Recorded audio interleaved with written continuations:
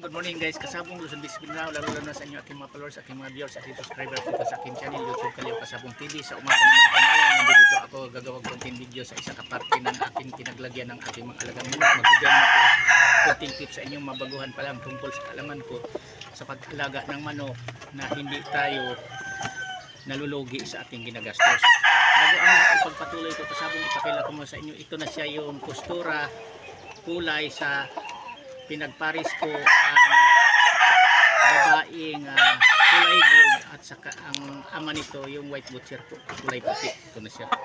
Ito siya ang nagmanag kulay sa ama, puti. Ito sila, marami silang magkapatid.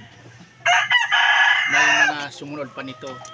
Pero walang lumalabas na nagiging reject. Ito ang pagpatunay ko sa inyong mabaguhan pa lang na sa pagpili natin, sa gagamitin natin na materialis na pagparis-parisin natin ang mga lalaki na hindi talaga wala silang history sa maglabas ng mga reject, kasi nasa lahi talaga sa isa manok yan nga naglabas ng mga reject.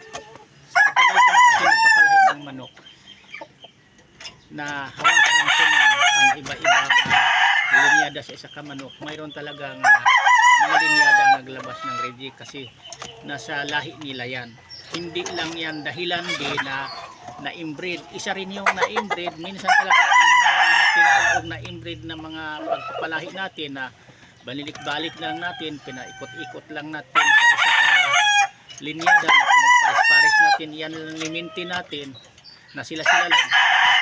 Karamihan ko din kasi yan nagalabas og reject, pero mayroon din talaga nga isa ka uri sa isa ka inahin o lalaki nga ang kanyang mga anak maglabas ng may mga kapangsangan, may mga diferensya sa kanilang mga yan ang number 1 yan, tulad ng tig-anak ng mga piki.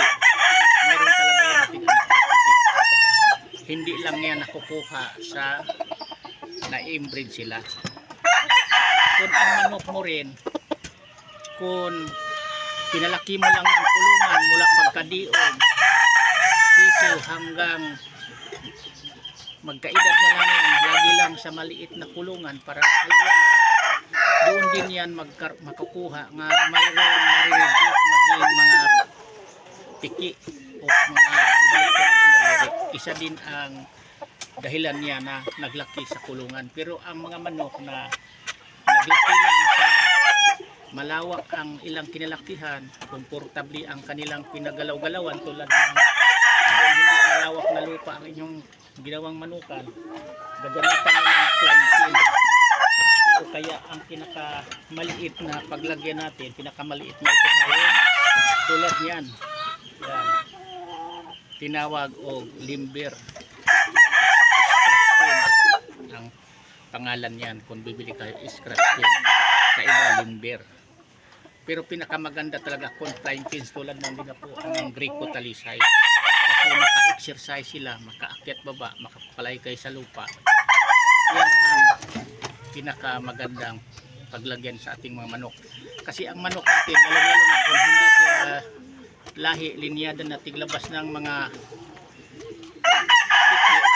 kapag ang ating pinaglagyan tulad niyan, naka-exercise ang ating mga manok, kung mga sisiw pa lang nakakukalay kayo na sa lupa na arawan, hindi magkaroon ng mga piki, mga reject, mga baluktot ang mga daliri. Yan ang pinaka-importante ng paggagamot. Pero kung kayong mga nagmamanok, kung hindi mga backyard breeders lang tayo tulad ko, kailangan hanapan nyo ng paglagyan nyo, wag lang sa loob ng bahay palagi. Kung ililigpit nyo, okay yun sa loob ng bahay para siguradong hindi nawawala ang mga alaga nyong manok, dahil sayang na magmawala lang kung papayaan sa labas sa bahay mo, lalong nasa tinitirahan natin na partikular tayo mga mataong lugar, delikado ating mga alaga kung iwan-iwan natin sa labas. Kailangan makakukalay kayo sa lupa. Kung may time tayo, wala tayong ginagawa, ilabas-labas natin, italik-talik natin, babantayan lang natin, parang siguradong tayo lang ang kasi minsan kasi tayo ang naghirap, nagpalaki, tapos may iba pala na gusto rin silang may-ari, kukunin lang na walang paalam sa atin. Marami yang nangyari dito sa mga kasamahan kong magmamanok. Pag dito tayo sa parting Metro Manila nakatira, kasi ako nandito lang sa Metro Manila nakatira, naghanap lang ako tulad dito na bakanting luting pwedeng mapaglagyan ng manok. Pero may mga manok din ako nandoon sa likod sa bahay namin. Kaya ang ginagawa ko, nilabas-labas ko ang aking mga alagang manok. Hindi ko hinayaan lang na manatili lang sila sa kulungan araw-araw, kasi pinaka-importante sa manok na naka-exercise para malakas ang kanilang mga tuhod. Yan ang pinaka-importante sa magmamanok tayo. Di kay basta pakain na pakain lang tayo, pinataba lang natin. Hindi ganun ang pag-alagang manok, lalong-lalo na dito sa mga manok na mga tinawag quality, mga ginagamit na pang personal, mga panglaro. Kailangan yan alagang-alaga, naalagaan natin na maarawan. Importante ang araw, pinaka vitamins yan sa dugo din sa ating mga alagang manok. Dagdag yan ng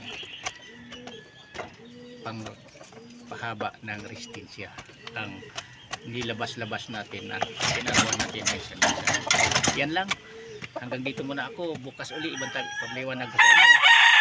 Sa hindi pa pala nakapag-subscribe sa aking channel, paki-subscribe naman, paki-share ito aking mga ginawang content video kung magustuhan mo, para nga makaabot natin sa bawat isa kapwa nating mahilig mag-alagang manok, lalong-lalo na sa mga baguhan pa lang, para makakuha sila ng konting idea dito sa aking mga content video ng konting pamaraan para magagamit nila sa pag-alaga nilang manok. Yan lang.